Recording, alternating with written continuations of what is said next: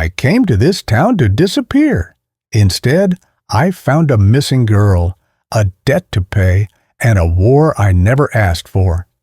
I took a bus down to a town no one's ever heard of, Santa Rosa. Population, maybe 1,000. Less now, probably. It's one of those places that looks like time gave up on it 20 years ago. Faded paint, quiet bars, rusted pickups. That's why I chose it. No one looks twice at a broken man down there. I didn't come to start over. I came to disappear. I found a room in a cheap motel, the kind where you can smell the mildew before the door even opens. One bed, one lamp, a ceiling fan that clicked all night. I didn't care. It was quiet. And for the first time in a long time, no one was calling me Sergeant. I kept to myself.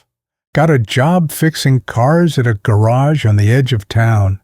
The guy who ran it, Miguel, didn't ask questions, just nodded when I said I knew my way around an engine, handed me a wrench, and walked away. That's the kind of conversation I preferred. He had a daughter, Sophia, 10 years old, big brown eyes, and a stubborn smile. The kind of kid who still believes the world can be good. She'd sit out front on a crate while we worked, humming songs to herself or drawing chalk flowers on the pavement. One day, she handed me a cookie she made, said I looked sad and that sad people needed sugar. I didn't know what to say. I took it, though. It tasted like burnt chocolate and too much love. It's strange. You spend years trying to bury something, and then a child hands you a string bracelet she made, and suddenly you remember your own daughter. Her name was Emily. She'd be about Sophia's age now. But Emily's gone. A drunk driver took her while I was deployed. I never got to say goodbye. That night, I sat in that motel room holding a photo of her. Same eyes, same smile. I didn't cry. I never do. But I felt something twist in my gut, like a ghost brushing past my ribs. Then came the men. Cartel types. Drove up in black SUVs like they owned the place. Boots still dusty from the border. Guns just out of sight. They weren't from town. You could tell from the way people looked down when they passed. They came for Miguel. Something about money he owed. I didn't hear the whole conversation, just enough to know it wasn't going to end well. They said they'd be back, said next time it would be fire, not words. I should have walked away. I'd promised myself no more fighting, no more blood. But when I saw Sophia hiding behind the garage door, shaking, something snapped. The next night, I found the cartel guys drinking at the local bar. I sat in the corner, sipping bad whiskey, watching them laugh like the world owed them something. And I don't know. Maybe it was the way they smirked. Maybe it was the way one of them said Sophia's name like he owned it. I got up and walked over, told the big one his boots were dirty, told him he looked like someone who talked better than he could fight. He took the bait. I've been in hand-to-hand combat in 4 countries, taught Marines how to disarm a man twice their size. These guys were street punks in fancy shirts. It took maybe 20 seconds. One broken wrist, one busted nose, and a stool shattered across someone's ribs. I walked out before the cops came. Thought that would be it. I was wrong. When I got back to the motel that night, the door was cracked open. I knew right away. The room was still, like a heartbeat had stopped inside it. And on the floor, just under the window, was that pink string bracelet, the one Sophia gave me, broken. I picked it up and held it in my fist. It was still warm. They took her. Those sons of bitches took her. I came here to disappear. But now they've given me a reason to be found. The bracelet was frayed at both ends, torn, not slipped off. There were 2 small beads still clinging to the thread, smeared with dust from the motel floor.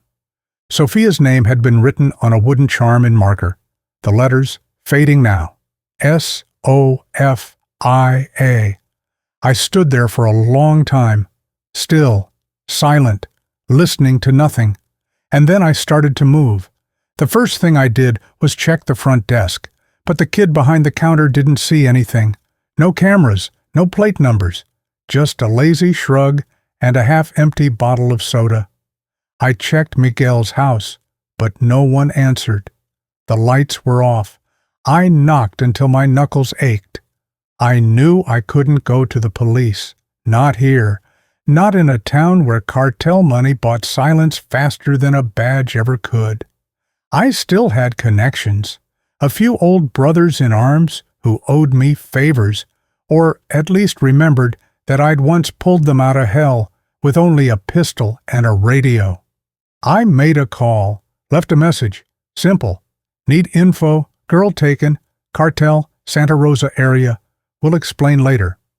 I had about 6 hours before someone started asking questions. That night, I walked back to the garage. The fire damage from before was still black on the walls. Miguel was sitting on a milk crate, smoking a cigarette with shaking fingers. His eyes were red. When he saw me, he didn't speak, just looked at the bracelet in my hand and broke. She was supposed to be with her aunt, he said. They were going to El Paso, just for a week. I thought she'd be safe. I didn't blame him. I didn't have the energy for blame. I needed facts. I asked him who the men were, the ones from the bar, the ones who made the threats. He gave me a name, El Sapo, the Toad. Low-level enforcer with a reputation for liking young girls too much. Real name unknown. Mid-30s. Ran product and people back and forth across a dry patch of riverbed south of town. I asked where I could find him. Miguel hesitated. Then he gave me an address. Warehouse, on the edge of the old rail yard. Abandoned for years, or at least that's what people like to think. I didn't wait till morning. I went back to the motel, changed into my oldest jeans, the ones with the stitched rip from a mortar blast in Kandahar. Grabbed my sidearm, still clean, still loaded. I slid it into the back of my waistband like I'd done 100 times before. I looked in the mirror before I left. I didn't see a mechanic anymore. I saw the thing I used to be. The warehouse looked like every bad idea I'd ever had. Rusted tin walls, no lights, one truck out front still running. There was music playing from inside, muffled through metal. Something electronic, fast, the kind of beat junkies moved to. I stayed in the shadows, made my way to the side. A small, dirty window gave me a peek inside. There were crates, dozens, plastic-wrapped packages, a table with cash and guns, and, in the back, 2 kids, tied to chairs. One of them was Sophia. She looked awake, terrified, but alive. The other kid was older, maybe 15, bruised, one eye swollen shut.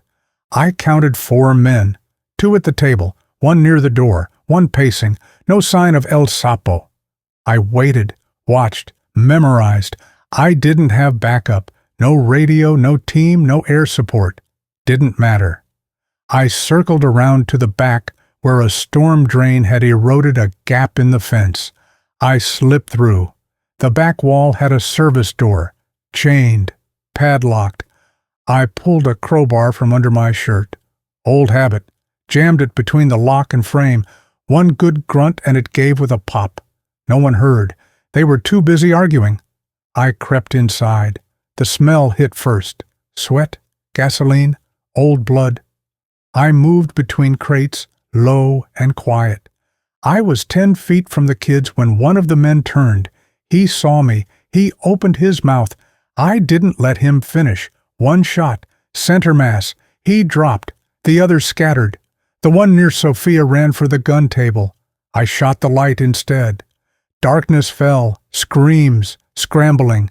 I grabbed Sophia by the waist, slashed the ropes at her wrists. She clung to me without a sound. The older boy was unconscious. I couldn't carry them both. I whispered to Sophia, fast and close. Run to the drain, crawl through, wait outside. No matter what you hear, you don't look back. She nodded. She ran. I stayed. 3 men left, blind, angry, sloppy. I moved between crates, taking them one by one. One rushed me with a pipe. I ducked, slammed the crowbar into his kneecap. He fell howling. I left him there. The second fired wildly, hit nothing but boxes. The third tried to hide, but made the mistake of breathing too loud. I pressed the gun to his temple before he even turned around. "You work for El Sapo?" I asked. He nodded. "Where is he?" No answer. I pulled back the hammer. He's on the river, North Bank, near mile marker 47. He keeps the girls there, before transport. I swear. I knocked him out with the butt of the pistol. It was over in 6 minutes. I stepped outside. Sophia was crouched behind a bush, shaking. When she saw me, she ran into my arms. She didn't cry. Neither did I. Not yet. We walked for a mile in silence. Sophia's hand was wrapped around 2 of my fingers, and she never let go. Not once. She didn't speak. I didn't ask her to. By the time we made it back to Miguel's place, the sky was starting to crack with morning light. He was outside, pacing the porch like a man chasing ghosts. When he saw her, he ran down the steps and fell to his knees. He didn't say anything. He just held her. I turned away and gave them the moment. He looked up at me, eyes full of more than gratitude, guilt, grief, fear. Was it them? I nodded. Is she hurt? No, scared, but she's strong. Miguel hugged her tighter. I have to send her away, he said. Far away. This town's not safe. I was stupid to think I could shield her from what I owe. I didn't argue. Where's the boy? He asked. He's alive, I said. He needs help. Medical. You know someone? Miguel nodded. There's a vet, not the animal kind, an old army medic down near the border. He owes me a favor. We made a plan, quick, simple. He'd take the kids out of town by dusk. I'd make sure no one followed. I should have walked away then. I should have let them vanish into the night. But I couldn't. Not until I paid a visit to the man behind all of it. El Sapo. I'd been given his location, north bank of the river, near mile marker 47. Locals called it the Devil's Tooth because of a jagged ridge that jutted into the sky like a cracked incisor. Smugglers used the caves underneath for years. It was a 3-hour drive from Santa Rosa, mostly on dirt and regret. I didn't take the highway. I took the old trails I'd learned from coyotes and rangers back when I was a different man. The roads were empty, just me, the wind, and the crunch of gravel under tires. Along the way, I checked my gear, 1 pistol, 2 spare mags, combat knife, tactical flashlight, zip ties, no body armor, no backup. I stopped near the top of the ridge and killed the engine. The air was still, the kind of silence that only comes before a storm or after something terrible. I hiked the last half-mile on foot. From the overlook, I saw it. A small compound tucked into the rocks. 3 trailers, a satellite dish, a perimeter fence with 1 lazy guard walking the edge, smoking, 2 SUVs parked out front. I watched for 20 minutes, counted heads, listened. I saw El Sapo step out of one trailer, fat, bald, with gold chains that clinked when he moved. He wore a silk shirt stretched tight over his gut and a pistol tucked openly at his side. He laughed loud, the kind of laugh that only comes from power or cruelty. I made my move just after sunset. I took out the first guard with a chokehold. No sound. Hid the body behind a boulder.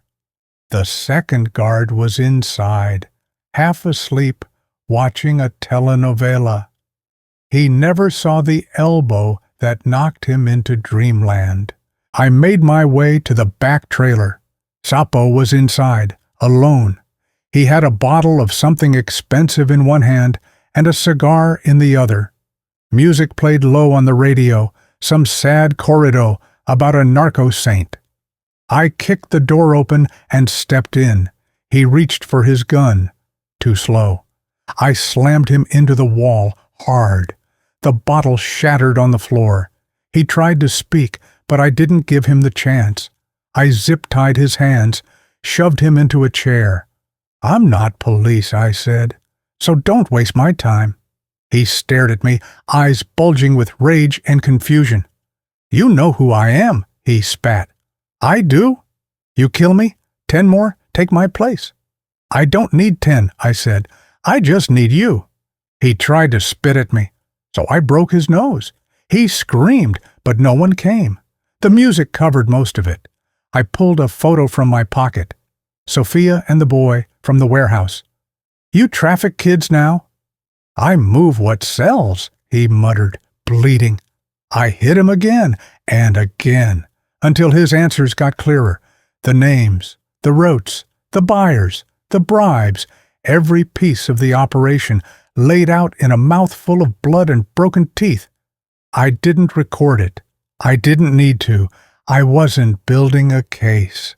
I was making a point. He begged before the end. Of course he did. They always do. I walked out into the night, the stars wide open above me. The desert was still. The air smelled like rust and gunpowder. I set the trailers on fire, all 3 of them, didn't look back. I drove until dawn, back to Santa Rosa. By the time I got there, Miguel and the kids were gone. Just an envelope on my motel door, taped in silence. Inside, a drawing from Sophia. Me with a beard, a stick figure, a smile on my face. She'd written 3 words beneath it in shaky handwriting. "Gracias, mi héroe." I sat on the motel bed, held the picture in my hands. I didn't feel like a hero, but for the first time in years, I didn't feel like a ghost either. I stayed in town for 3 more days, didn't speak to anyone, didn't look anyone in the eye, just fixed engines, kept my head down, drank coffee in silence, and waited to see what the dust would bring back. But nothing came. No more SUVs with tinted windows, no more threats, no whispers of fire and blood. The town exhaled like it didn't know it had been holding its breath. Miguel didn't call. I didn't expect him to. I didn't need thanks. I didn't want it. The day I left, there was no goodbye, just an empty street and an envelope on my motel door. Inside, Sophia's drawing. She'd drawn me, a stick figure with a beard and a smile. In her handwriting, "Gracias, mi héroe." She saw a hero, but I saw something else. I saw the look on El Sapo's face when I broke his nose. I saw the list of names he gave me, men worse than him, places darker than that warehouse, and I saw the last name he whispered before he begged for mercy, a name I recognized, a name I thought I'd buried along with my uniform. He wasn't the top, not even close. There's a ladder, and I've only just grabbed the first rung. So yeah, I came here to disappear, but someone out there has my name in their ledger, and I'm gonna cross theirs out first. Jack, V.O., low, steady. You want to know how the war really ends? It doesn't. It just changes names. And I've got a few left to burn.